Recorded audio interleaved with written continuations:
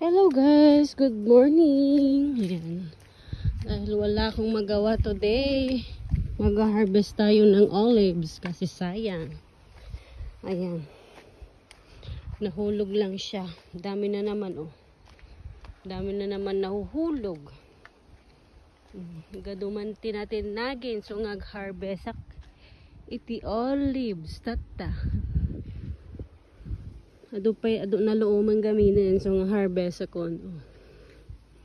Kasi sayang. At least nagado dita ni nagado bunga na. Ayun oh. Nagado na looman sayang mo so nga harvest ak. Kaysa tamatintin so nga harvest akon.